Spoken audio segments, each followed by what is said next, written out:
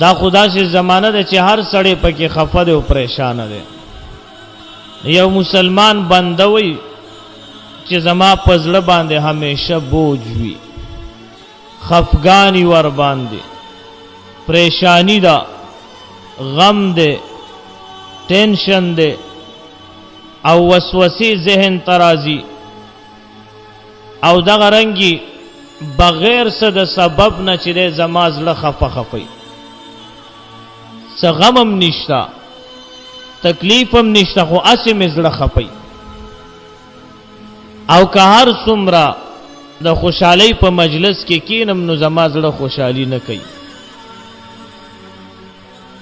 او بل دا غواړم چې زما دا خفګان ختم شي، پریشانی می ختم شي، ټینشن می ختم شي.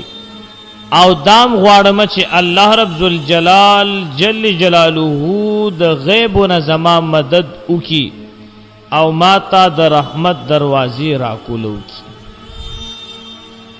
نو دې د پارس علاج یا وظیفه یا دم شته، مونږ وایو شته ده. دا یو آیات مبارکه ده، بلکې د آیات مبارکه څخه حصہ ده. وَأُفَوِّضُ أَمْرِي إِلَى اللَّهِ إِنَّ اللَّهَ بَصِيرٌ بِالْعِبَادِ. دا آیات مبارکه چې کوم مسلمان بندا د ماسخوتن مانځنه بعد چې کله دی مونږ پوره کیخه، فرضم وکي، بیا سنتم ادا کی او دغه رنګي وتر واجبم وکي، نو بهتره خبره دا چې د وتر واجبونه پس دی او 2 رکعات نفل وکي او بیا د قبله ته مخ کی، چا سره د خبرې نه کوي.